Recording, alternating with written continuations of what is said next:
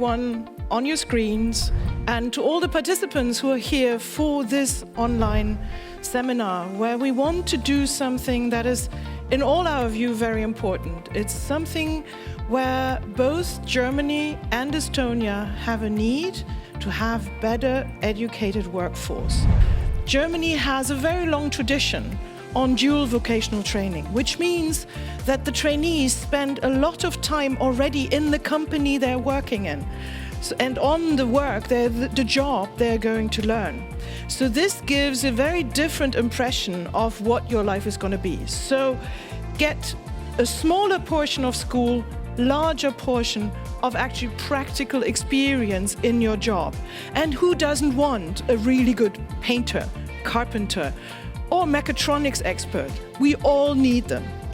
There is already something like vocational training in Estonia. However, from experience, at least the one I could gather in this country, the school part is still very long. So the idea is to bring together experts, like this morning, German experts who are specialists on vocational training. On the other hand, also Estonian companies, but also Estonian teachers who work with students on vocational training to see, is there added value, what are lessons we can learn, what are new aspects that could be introduced.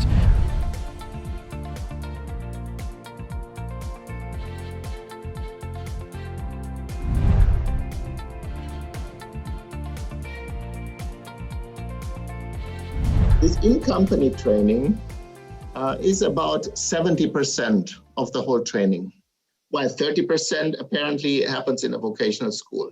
In practice, that means that apprentices are either 1 or 2 days per week in school and 3 to 4 days in the company. In Germany, the federal states, the 16 federal states that we have, they are in charge of any schooling, school education, and university education. So the school part is covered by them. The curricula are developed by the federal states, while the training standards for the profession and for the practical part are developed at the federal level, at the central level.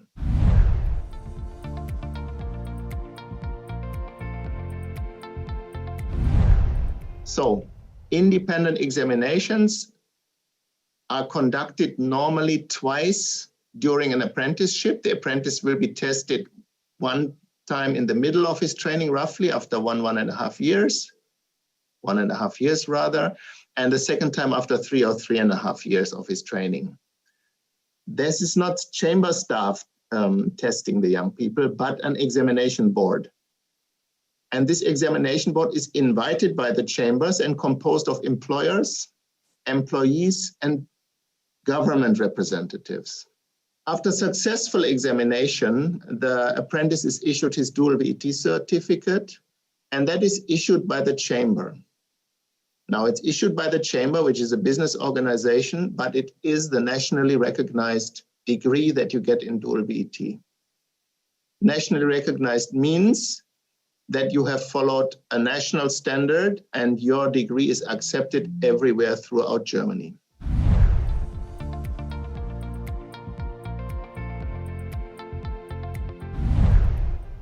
I have mentioned that the training follows certain standards. That's another important principle of dual VET. We follow standards and we have them nationwide. We have in-company training standards. We call them training regulations. You can find several examples on the GoVT website, also in English language. The second standard we then follow is, of course, during the time in vocational school.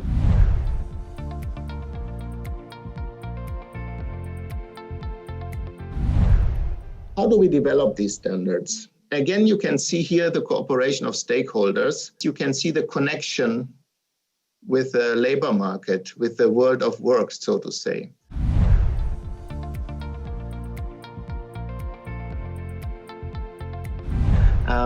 We were asked in the past, what can we in other countries, what can we do to have a vocational training system like Germany? And we have come to these 5 quality features of dual VET. Number 1, and you have heard this now, we cooperate Government cooperates with business and with the social partners. The social partners are trade unions and employers organizations. For example, on examination boards, for example, when we develop VET standards. The second feature is that we learn and teach within the work process. We then have national standards. For example, we have the VET certificates. They are standardized. They are valued all over Germany. We have the training regulations. We have the framework curricula. They're accepted everywhere in Germany. We have certain rules to be part of the training personnel. We have qualified VET staff. We have academically trained teachers, vocational teachers. And in the companies, we have people who have undergone a certain pedagogics training, a training of trainers. So this is another principle. Qualified VET staff leads to quality in our training. And finally, we have institutionalized research and advice. I'm not only talking about the Federal Institute of Vocational Training here, which of course advises the government, does a lot of research. We have research also in universities, and we have advice in many organizations. The chambers advise companies, the chambers advise young people, the labor offices of the government advise young people on career planning and all these things. So there's a lot of institutions that advise and support the system that way.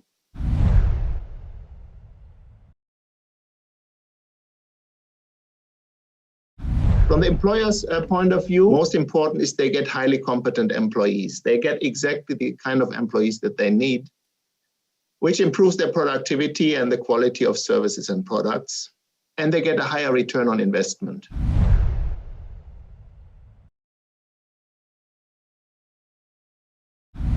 Dual VET is market-based. The training contract, which sets the foundation for every apprenticeship, is voluntary. So there's no guarantee to get an apprenticeship in a certain profession for the young people. There's no guarantee.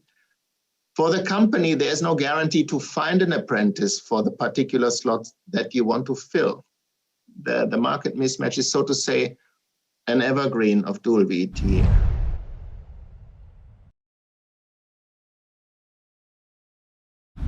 A dual VET system does not work by itself. You cannot just set it up and then it will run on its own. There's always a certain need for the intervention of the government, for financial support, and also for actions of the different stakeholders.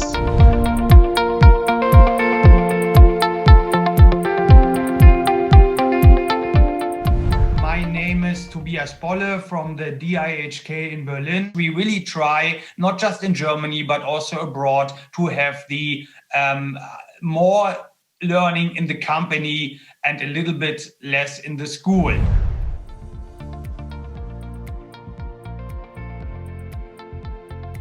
The whole approach and also the funding, especially in Germany, is really driven by the private sector.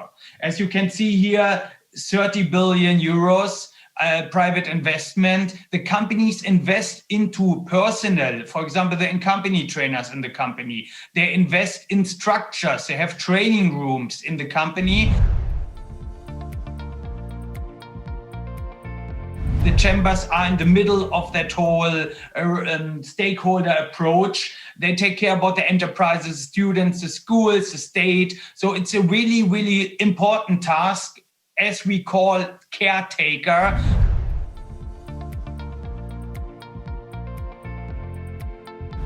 And now the main takeaway is, since I talked a little bit about Germany and you heard it before about the German dual system, we are in Germany have the dual system. We have it in our DNA. That is pretty set in Germany, and there's not much more to say about it. It's a success model. Our youth unemployment rate is pretty low, and we are pretty sure that has to do, for example, also with the dual vocational training system.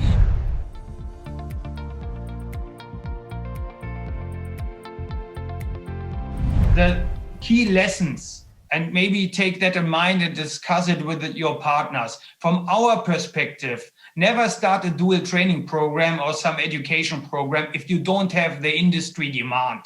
There must be a demand from the industry. We always have all partners together in Germany, the schools, the local government, the companies, the Chamber of Commerce. Also in Germany, the labor unions have a big chunk. So it depends on your national structure. It's important for us that the quality of the youngster is good and you can actually develop the person.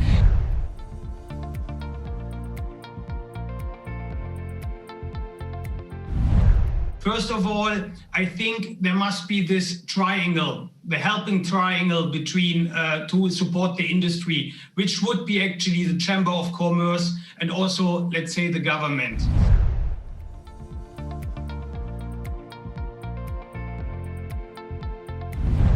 What would the Estonian companies need? What kind of demand do they have? Where would be a skills shortage on labor?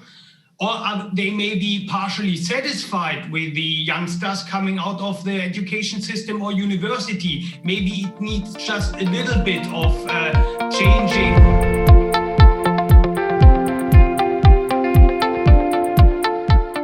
My name is Manuel Koha.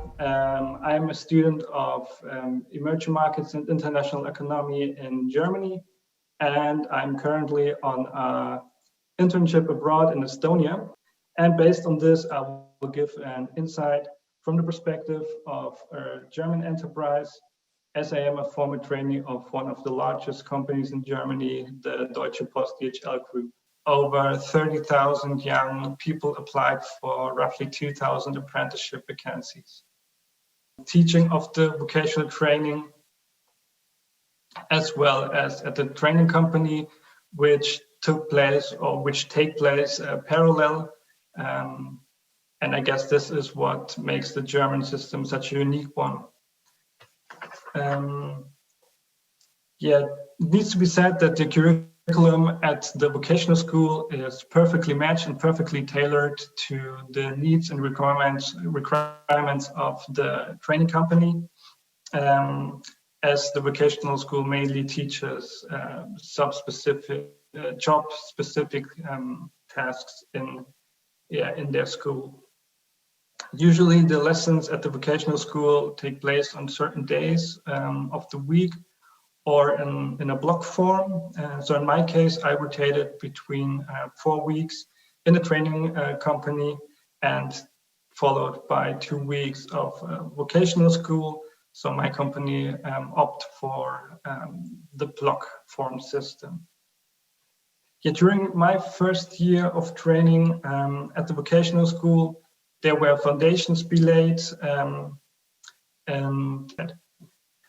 at the same time, the knowledge gained in the vocational school was applied to practical tasks within my training company under the special supervision of my trainer, and as well as the special supervision of some employees who were experienced enough to do so.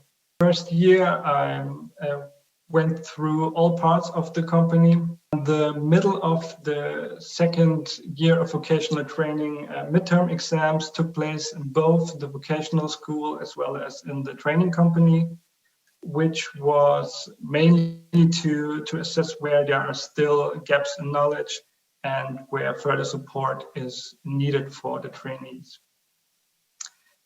In year 3, as in the second year, the knowledge acquired in the previous years were further deepened. Topics related to human resource management are taught and applied in the company. And both the vocational school and the training company prepared us trainees for the final examinations, which took place at the end of year 3.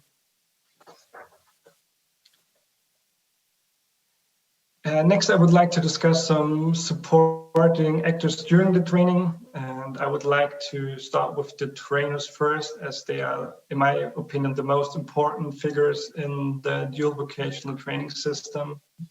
As I already mentioned, I was closely supervised and mentored by my trainer, At the Deutsche Post DHL group, we had 3 different trainers who were responsible for roughly 30 trainees full-time, which means that each instructor supervised about 10 trainees. As I said, I was involved in a day-to-day business for most of my training. So teachers and vocational schools obviously play a major role within the dual vocational training.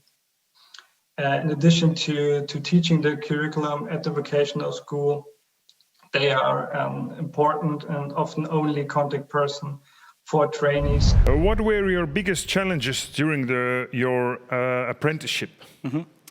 So one of the biggest challenge, at least for me, was that I had to get used to the working environment. I was 17 when I started my apprenticeship, and back then I was only used to school life. And in school, you're responsible for your own. But in a working environment, you are also responsible for others. Those knowledge you gained is something which you always have and which cannot be taken away from you, as well as the dual vocational degree as well. That's also kind of a safety net, because you always have the knowledge that you can go back, work within the industry just because you had this degree.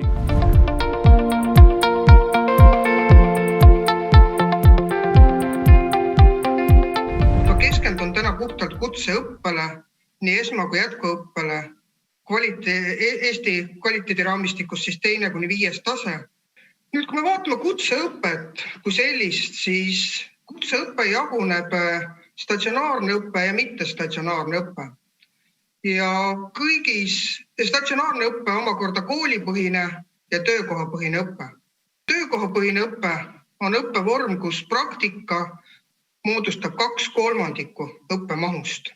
Mõlema puhul on õppe aluseks või sisu aluseks kooli õppekava. Koolid saavad koostöös ettevõtetega samatmoodi õppekava luua. Mõlemal juhul siis sõlmitakse praktikaleping. Ettevõte nimetab mõlemal juhul ettevõtte poolse juhendaja.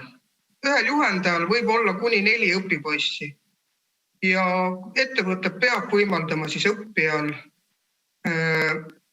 osaleda õppetöös ja ta peab olema juhendatud seal ettevõttes. Küll aga alates 1. jaanuarist on kutseõpetaja kutsestandardis olemas osa kutse praktikajuhendaja ettevõttes.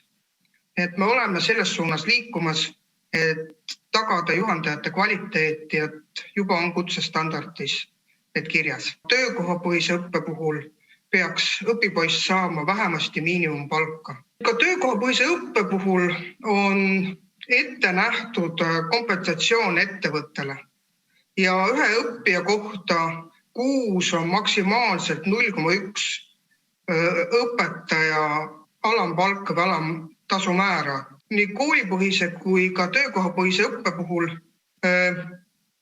õppe lõpeb kutseeksamiga, kui see kutseeksam on olemas. Kui kutseeksamit ei ole, siis on olemas, tuleb teha kooli lõpueksam. Töökohapõhise õppe puhul tuleb kutseõppe lõputunnistusele ka ettevõtte nimi, kus õpilane selle töökohapõhise õppe praktika sooritas. Alates 2015-16 õppeaastast on tänu Euroopa Sotsiaalfondile töökohapõhises õppes õppijate arv tõusnud. Peaaegu 8% on töökohapõhises õppevormis õppimas. Õppija keskmine vanus on 41,1 aastat. Kuni 24 aastasi on ka ainult 10%. Eestis on täna töökohapõhine õpe rohkem olemasolevate töötajate õpe. Just ettevõtted näevad, et neil ei ole kvalifitseeritud tööjõudu ja see on võimalus siis anda töötajatele kutsetunnistuskvalifikatsioon. Enamus õppijaid on 4. tasemel, see tähendab, et neil on vähemasti põhiharidus ja nad õpivad siis spetsialisti tase, ütleme nii. Enamasti on ta keskharidusega, tähendab, et gümnaasiumi lõpetajad tulevad õppima aga on ka statistika näitab, et üksikud magistrandid ja doktorandid on õppimas töökohapõhises õppevormis. Täna on vaieldamatult populaarsem sotsiaaltöö ja nõustamine ja sellel on ka põhjus. Sotsiaalministeerium on kehtestanud, et kõik hoolekandeasutused, et nad saaksid töötada, siis üks tingimus on, kas see hooldaja peab olema või hooldustöötaja peab olema läbinud tasemekoolituse või täienduskoolituse. Teine trend, mis on viimasel poolaastal näha, on koduteeninduse kasv. Siia alla käivad puhastusteenindajad. Tõuseb ka elektrienergia, energeetika, näiteks välitööde elektrikute arv. Võib-olla mis iseloomustabki seda töökohapõhise õppe nagu valdkondi on see, et seal, kus on valdkonnas kutsetunnistuse ja kvalifitseeritud tööjõu surve suurem, nõutakse kutsetunnistust, on ka töökohapõhises õppes õppeid rohkem. Töökohapõhist õpet pakuvad enamus Eesti kutseõpet pakuvad koole. Nii Valgas, Rakveres, Järvamaal, Tallinna Tervishoiu kõrgkoolis, Tartus, et on neid õppijaid kõige enam. Töökohapõhine õppe on tõusutrendis, ka varsti on ta enamus õppest, kutseõppest on töökohapõhises õppevormis ja kindlasti vaatame maailmas ringi, et ka Saksamaalt, Austriast ja kus iganes välisriikidest on suhteliselt palju üle võtta ja parim praktika meile tuua. Ja me liigume nüüd küsimuste juurde. Kas ja kui palju soovib Haridus- ja Teadusministeerium Saksamaa mudelit üle võtta Eestisse? Seda see protsenti või osakaalu me ei saa. Me saame võtta parima teadmise, mis seal on. Me oleme vaatanud ja näiteks sama juhendajate kvalifikatsiooninõuded on otsapidi natuke sealt tingitud, et võtame üle. Aga mis on see, mida te täna hommiku pealt võite öelda, et see on see parim, mida me peaksime üle võtma? Võib-olla see ettevõtete ja erialaliitude vastutus, et nad oleksid kaasatud algusest peale. Meie süsteem on täna ikkagi töökohapõhine õppe on kooli vastutusvaldkonnas ja kooli eest vedada, aga et saaks ka tööandjaid veel rohkem kaasata.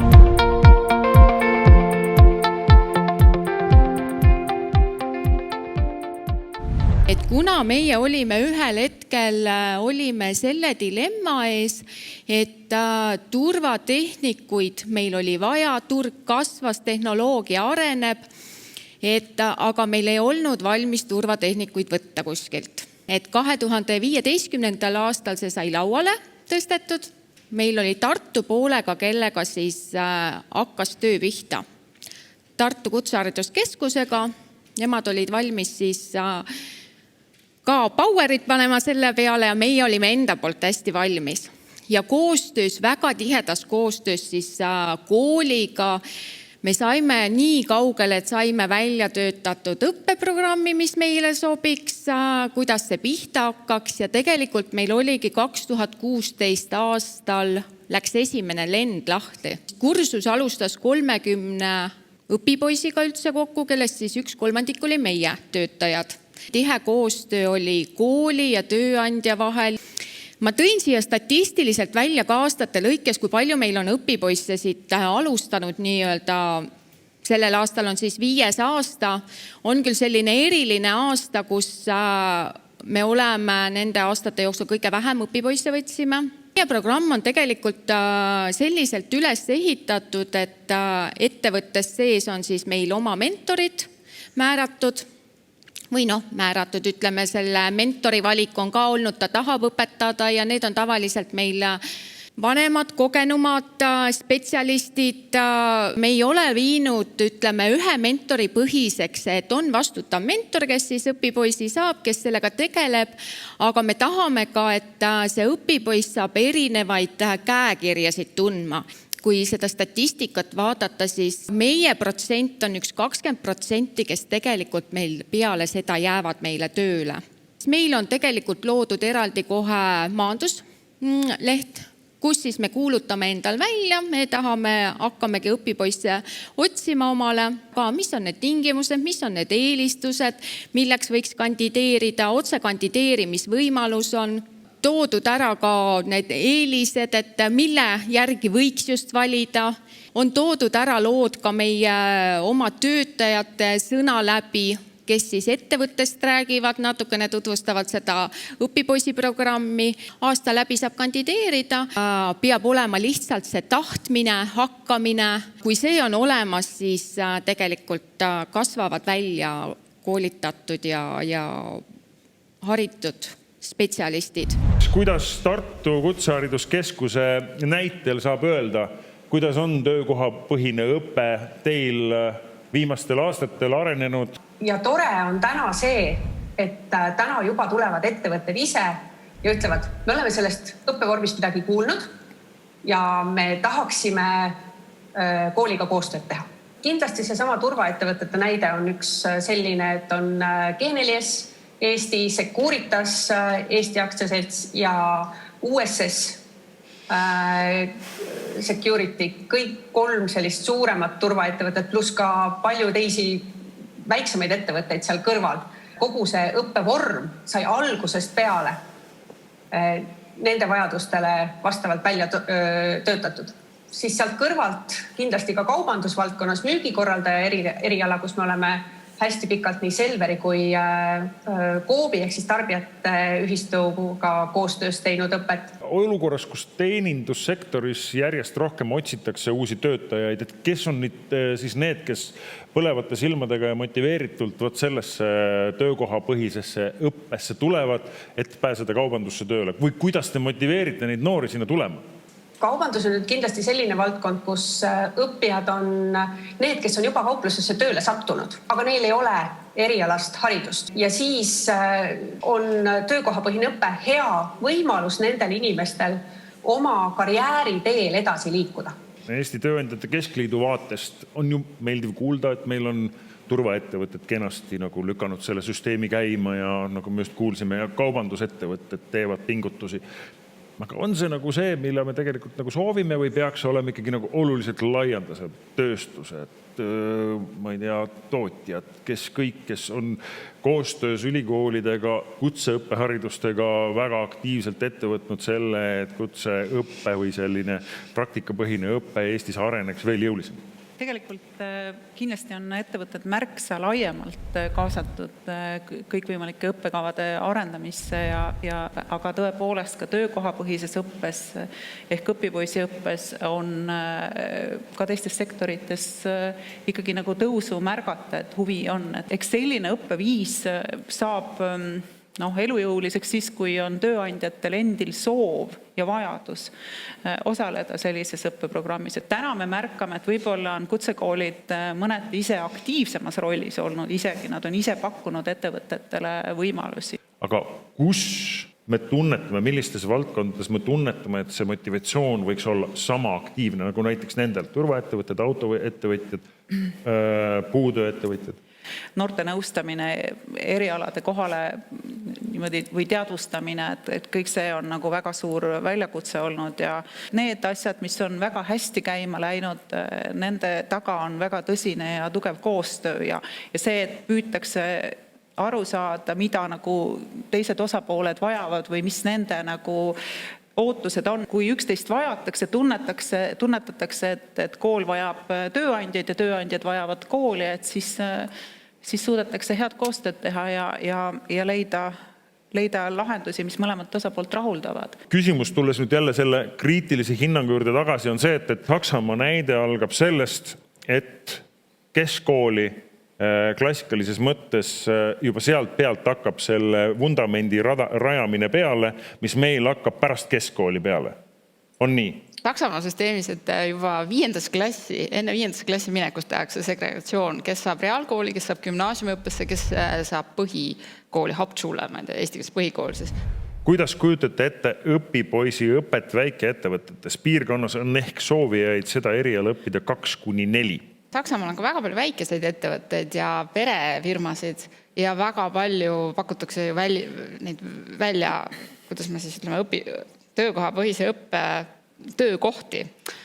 Ja kui mina seal olin, siis oligi üks selline 30, võib-olla 30 töötajat ettevõtte, mis on Saksamaa mõistes üli väike ju. Ja seal oli meid 4 õpipoissi ja me käisime lihtsalt läbi, see oli hulgimüügi, väliskaubandus hulgimüügi ettevõte, me käisime läbi erinevate osakondade ja tegime neid abitöid, mis seal parajasti teha oli. Sellel väljaõppel nii suur kaal, et kuna paljud inimesed tahavad seda teha, kuna nad peale seda saavad siseneda otse tööturule ja otse teenida kõrget palka nii-öelda noored inimesed, et tegelikult ka väiksemad ettevõtted võtavad endale selliseid väljaõppeprogrammi, selliseid inimesi. Ei ole nii, et ainult suured, kellel on laborid. Just niimoodi koos mõeldes, aktiivselt motiveeritult osaledes on võimalik päriselt ka midagi ära teha ja ma usun, et Saksa-Balti Kaubanduskoda Eesti esindus üsna samadel teemadel tuleb varsti uuesti eetrisse ja räägib, mis siis hakkab 5 aasta pärast toimuma või korraldab see sama konverentsi juba 5 aasta pärast uuesti. Suur tänu, järgmiste kuulmistele!